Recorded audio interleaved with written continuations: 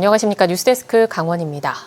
추석 대목을 맞아 전통시장마다 명절 음식을 준비하려는 발길이 한창인데요. 조선시대 정조 임금 때부터 200년을 이어온 동해 북평장은 제수용품을 사러 온 손님들로 북새통을 이뤘습니다. 이준호 기자가 다녀왔습니다. 추석 대목을 맞은 동해 북평장. 고소한 튀밥 냄새가 나는 곳을 찾아가니 장터의 흥과 분위기를 살리는 뻥튀기 기계가 쉴 새 없이 돌아갑니다. 장터에는 햇과일과 햅쌀, 그리고 제수가 풍성합니다. 이곳 부평장은 경기도의 모란장, 호남의 익산장과 함께 전국 3대 전통장으로 꼽히는데요. 추석 대목을 앞두고 장을 보려는 손님들로 곳곳이 북적입니다. 손님들은 물건을 들었다 놓기를 계속합니다. 지갑은 가벼운데 물가는 크게 오른 탓입니다. 특히 한 단에 15,000원까지 오른 시금치 가격을 보면 한숨이 나옵니다. 배추와 무 가격도 마찬가지입니다. 배추는 한 포기에 9,000원 안팎, 무는 한 개에 5,000원에 팔립니다. 과일은 그런 대로 좀 별로 작년보다는 비싼 것 같지가 않는데 야채가 많이 올라온 것 같아요. 물건의 도매 가격이 오른 탓에 상인도 실속이 없기는 매한가지입니다. 그냥 어느 정도 안 좋은 게 아니라 많이 안 좋아요, 상황이. 그래서 배추뿐만 아니고 다 그래요, 작물이. 살림은 고프지만 손님과 흥정을 정겹게 즐기며 푸근하고 넉넉한 인심을 함께 나눕니다. 상인과 손님들은 올해 추석 보름달을 보며 침체한 경기가 살아나길 기원할 거라 말합니다. 농부들도 이렇게 판매 상인하시는 분들도 어려우니까 다 이렇게 되는데 좀 싸졌으면 좋겠어요, 물가가. 경기 침체와 고물가로 어려운 시기를 겪고 있지만 추석 대목을 맞은 부평장에는 정겨움과 풍성함이 하루 종일 넘쳤습니다. MBC 뉴스 이준호입니다. 늘 물이 부족했던 속초시. 2006년에는 무려 56일 동안 제한급수를 실시하기도 했는데요. 이번 여름 강수량이 줄면서 영동 지역의 가뭄이 심각한 상황이지만 속초는 물 걱정 없이 버티고 있습니다. 이하라 기자가 취재했습니다. 과거 속초시는 한두 달만 강수량이 줄어도 급순환으로 몸살을 앓았습니다. 쌍천에 수로를 내고 비닐을 깔아 한 방울의 물이라도 모으기 안간힘을 쓰면서 골목까지 소방차를 동원해 양동이로 물을 배급하는 일도 잦았습니다. 급순환을 해결하기 위해 1995년 쌍천에 제1지하댐 공사를 시작해 2000년 6월 완공했습니다. 그럼에도 갈수기에 지하수가 부족하면 취수량이 떨어져 제한급수가 반복됐습니다. 제1지하댐 취수량은 하루 최대 4만 톤, 극성수기 생활용수로 쓰이는 물의 양도 4만 톤으로 부족할 수밖에 없었습니다. 속초시는 2021년 남아 도는 물을 저장할 제2지하댐을 만들었습니다. 평범한 하천처럼 보이는데요. 이 지하에 가로 1000m, 세로 7m의 차수벽으로 만들어진 지하댐이 있습니다. 담수량은 최대 63만 톤, 3개월 동안 비가 오지 않아도 하루 7,000톤 이상의 물을 더 사용할 수 있습니다. 노후한 상수도관 탓에 하루 5,000톤, 일주일을 모으면 속초시 하루 평균 생활용수만큼의 많은 양의 물이 누수로 사라졌는데 상수도 현대화 사업으로 효율을 높였습니다. 사업 전에 65% 우리 유수율을 지금 현재 준공 시점에 90%를 확보하였습니다. 누수량을 줄였고 그 누수량은 우리 생산 원가 자체를 줄인 효과가 있다고 보겠습니다. 6월부터 8월까지 속초의 강수량을 살펴보니 올해는 288mm로 최근 10년 중 역대급으로 강수량이 적었습니다. 1056mm로 가장 강수량이 많았던 2020년과 비교하면 27%에 불과한 양입니다. 이렇게 비가 적게 내렸어도 완수위 14m인 제1지하댐의 수위는 현재 12m 넘게 안정적으로 유지되고 있습니다. 제1지하댐은 속초시 이제 주 취수원으로 지금 활용을 하고 있고요. 혹시나 가뭄이 지속되거나 무강우가 계속될 때는 저희가 비상취수원인 제2지하댐에서 취수를 할 수가 있습니다. 속초는 지하댐 두 곳에 물을 가둬 줄어든 강수량을 해결하고 물이 새는 노후 관로를 고쳐 잃는 물을 줄이는 방식으로 고질적인 물 부족을 이겨낼 해법을 찾았다는 평가를 받고 있습니다. MBC 뉴스 이하라입니다. 10대 여학생들이 한두 살 어린 여중생들에게 조건 만남을 지시하고 돈을 빼앗았다는 신고가 경찰에 접수됐습니다. 이들이 주고받은 문자에는 보내라는 돈의 금액과 조건 만남 방법까지 구체적으로 지시한 정황이 담겼습니다. 유주성 기자입니다. 차 번호 32, 회색. 그 무인텔 알아? 각자 20 벌고 너네 10 가져. 누구랑 누구, 내 계좌에 10은 찍어야 해. 중학교 1, 2학년 여학생들이 누군가와 주고받은 문자입니다. 새벽 2시 30분이 넘은 시각 아직도 상대를 못 구했냐는 질책에 금방 구해보겠다는 답장도 보냈습니다. 여중생들에게 조건 만남을 시켜 돈을 갈취한 건 한두 살 많은 동네 언니들이었습니다. 그것도 못 구해서 언니들이 약속한 거 지켜야지 이러면서 막 신고할까 맞을래 막 이랬어요. 니네 이거 막 하는 거 들키면 막 대전 막 노래방 도우미 해야 된다 막 이랬어요. 하루 넘긴다고 했어요. 2차 가해도 이어졌습니다. 참다 못해 문제를 제기한 뒤 급속도로 소문이 퍼졌고 괴롭힘 등으로 학교를 제대로 다닐 수 없게 됐습니다.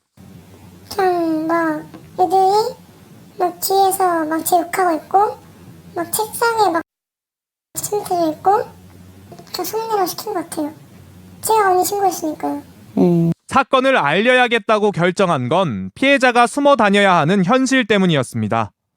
왜 가해자들은 멀쩡히 잘 다니는데 피해자가 숨어 지내야 되는지도 모르겠고 DM을 해서 겁을 준다거나 이게 끝이 안 날 것 같으니까 저는 이제 어떻게든 벌어줘야겠어서. 신고를 접수한 경찰은 가해자로 지목된 여학생들을 불러 조사하는 한편 피해자 진술과 채팅 내역 등을 토대로 성매수자들에 대한 수사를 이어가고 있습니다. MBC 뉴스 유주성입니다. 가을 등산철을 맞아 추석 연휴에 산행 계획하시는 분들 많을 텐데요. 강원도에는 명산이 많은 만큼 산악 사고도 잇따르고 있습니다. 안전한 산행을 위한 행동 요령을 나금동 기자가 알려드립니다. 지난달 14일 설악산의 한 탐방로. 119 구조대원이 부상자를 끌어안고 헬기에 태웁니다. 구조된 여성은 설악산을 내려오던 중 계곡에서 다리가 바위에 끼어 골절상을 입었습니다. 이제 다리가 거동이 불가하는 상태여서 이제 헬기 요청했고 그래서 헬기 계할지 있는 곳까지 저희가 업기법으로 이동해가지고 지난달 1일 밤에는 비법정 탐방로로 설악산을 오르던 40대 2명이 길을 잃었다가 구조됐습니다. 지난해 한 해 동안 강원도에서 발생한 산악사고는 1,200여 건. 이 가운데 73%가 초여름부터 가을 사이인 5월부터 10월 사이에 집중됐습니다. 겨울에는 어차피 눈 때문에 위험하니까 탐방이 안 되니까 지금 안 하면 요 시기를 놓쳐요. 그래서 이번에 잡았어요. 5월부터 8월까지 넉 달 동안에는 매달 120건 이상 일어났고 9월에는 190건, 10월엔 240건 넘게 발생했습니다. 원인별로는 사고로 인한 부상이 가장 많고 일반 조난, 탈진, 탈수 순이었습니다. 탈진, 탈수해가지고 체력이 고갈돼서 신고하시는 분들도 있고요. 실 쪽으로 해가지고 무릎이라든가 발 쪽이 다치셔서 신고하시는 분들이 제일 많습니다. 이런 산악사고를 당하지 않으려면 자신의 체력에 맞는 정규 산행 코스를 선택하는 게 중요합니다. 등산화와 스틱 등 등산 장비를 잘 갖추고 조난 상황에 대비해 비상식량과 상비약, 랜턴도 챙겨야 합니다.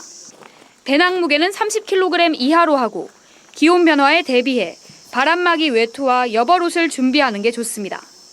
특히 무리하게 정상까지 올라선 안 되고 해지기 전에 하산해야 합니다. 산행 중에 사고가 발생했을 때는 이렇게 산악 위치 표지판이나 국가 지점 번호를 확인한 뒤 119에 신고하면 보다 빠른 위치 파악이 가능합니다. 인근에 무인 구급함이 있다면 사용하면 됩니다. 또 마른 옷으로 갈아입고 바위 뒤나 낮은 곳에서 바람을 피하는 것도 좋은 대처법입니다. MBC 뉴스 나금동입니다. 강원FC가 조금 전 7시 30분부터 울산 HDFC를 상대로 리그 1위 자리를 지키기 위한 원정 경기를 치르고 있습니다. 현재 강원FC는 울산 HDFC와 승점은 같지만 다득점에 앞서 선두에 자리하고 있는데 이번 경기에서 패할 경우 1위 자리를 빼앗기게 됩니다. 한편 올 시즌 강원FC 남은 경기는 울산전을 포함한 정규 4경기와 상위 6개 팀끼리 맞붙는 파이널 라운드 5경기가 남아 있습니다. 강릉 지역 5개 문화단체가 모여 오죽헌의 가치를 높이고 이를 현대적 브랜드로 재창조하는 포럼이 강릉 율곡연구원에서 열렸습니다.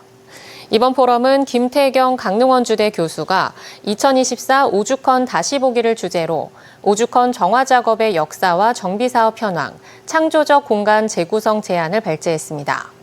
이어 김진용 강릉시 의원과 박용재, 정석, 한진영 교수가 패널로 참석해 시민들과 자유로운 토론을 벌였습니다. 한편 율곡연구원과 강릉단오제위원회, 강릉관광개발공사, 강릉문화원, 강릉향교가 시민참여형 문화심포지엄을 개최하기로 하고 업무 협약을 체결했습니다.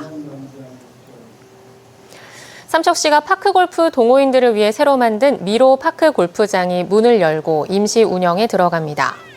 미로 파크골프장은 미로면 무사리 일원에 21억 원이 투입돼 18홀 규모로 조성됐고 올해 임시 운영을 거쳐 내년부터 본격적으로 운영할 계획입니다.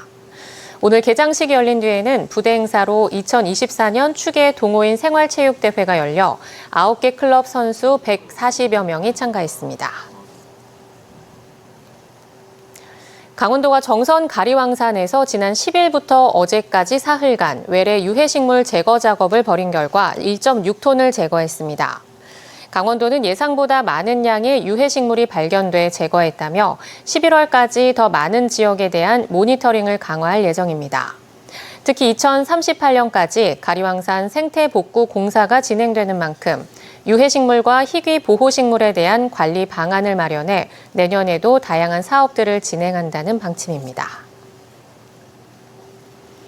태백시 다함께 돌봄센터의 민간 위탁 운영이 추진됩니다. 태백시는 올해 11월 말로 기존 위탁 운영 기간이 끝남에 따라 이달 중 민간 위탁 사업자 모집 공고를 낸 뒤 다음 달 심사위원회를 구성해 오는 11월 5년간 민간 위탁을 맡기는 협약을 체결한다는 계획입니다. 태백시 다함께 돌봄센터는 장성 지역 돌봄이 필요한 만 6세에서 12세까지의 아동 20명을 정원으로 합니다. 강릉 주문진에 연어양식 산업을 연구하는 동해 특성화 양식센터가 들어섭니다. 해양수산부 국립수산과학원은 2026년까지 226억 원을 들여 시험 분석을 위한 본관동과 연어 사육 실험을 위한 생물 사육동을 갖춘 동해 특성화 양식센터를 건립할 계획입니다. 센터에서 개발된 핵심 기술은 시험 공간에서 실증 연구를 거치고 배후 부지에서 연관 산업과의 협업을 통해 민간에 이전될 예정입니다. 동해 지역에서 번성했던 어업 문화를 살펴볼 수 있는 묵호 시간여행호 전시장이 정비 사업을 마치고 다시 문을 열었습니다.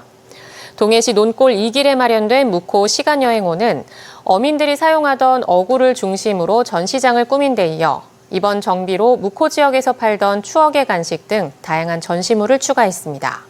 묵호 시간여행호는 매일 오전 11시부터 오후 5시까지 운영됩니다. 삼척시 정나동의 한 아파트 인근에 오수관이 역류하면서 일부 땅 꺼짐 현상이 발생했습니다. 삼척시는 오늘 오전 8시 10분쯤 정나동 인도에 땅 꺼짐 신고를 받고 현장을 확인한 결과 오수관이 막혀 생활 하수가 역류해 복구 공사를 벌이고 있다고 밝혔습니다. 삼척시는 오후 3시 30분쯤 임시 복구 공사를 마무리하고 통행이 재개됐다고 밝혔습니다. 영동 지역의 추석 연휴 내내 흐리고 비 오는 날이 많은 가운데 다음 주 주말쯤 기온이 뚝 떨어지겠습니다. 강원뉴스 마칩니다. 시청해주신 여러분 고맙습니다.